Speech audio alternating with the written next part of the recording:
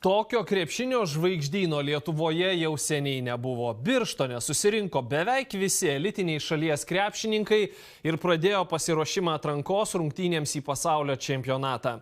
Iškart po skrydžių į Lietuvą atvyko NBA žibantys Matas Buzelis ir Kasparas Jakučionis. Savo ruožtu Jonas Valančiūnas sako atvirai, kad pasiruošimui laiko nedaug ir viską lems individualus meistriškumas. Buvo ilgas skrydis, bet jaučiu, kad kuo dažniau skraidau į čia, tuo skrydis trumpesnis.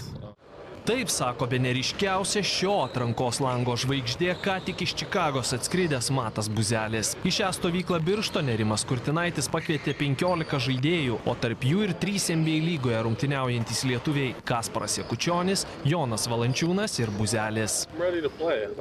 Esu pasiruošęs žaisti ir esu labai sujaudintas atvykęs čia. Manau, svarbu sukurti ryšį su nauja komanda ir kalbu ne tik apie krepšinį, bet ir apie tai, kaip tu gyveni, kaip leidi laiką ir kokie požiūriai į kasdieninį gyvenimą. Sukurti ryšį su vaikinais man bus labai svarbu. Buvo pasikeitimų Miami tikrai ir kitokį žaidimo stilių žaidėm.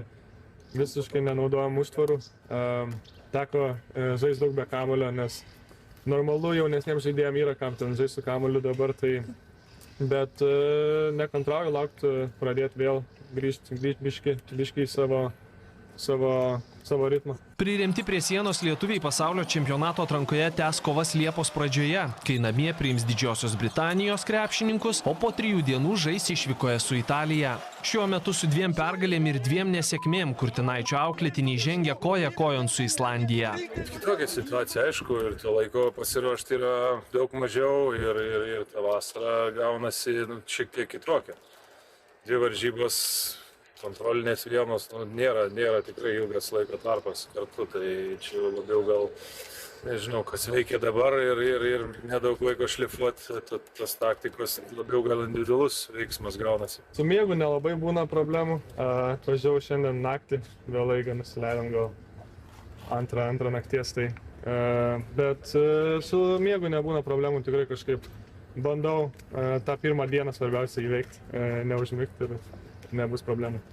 Dabar mes labai tokioj situacijoj, kur net nežinai, vieni baigia sportuoti prieš pusantro mėnesio, kiti prieš savaitę.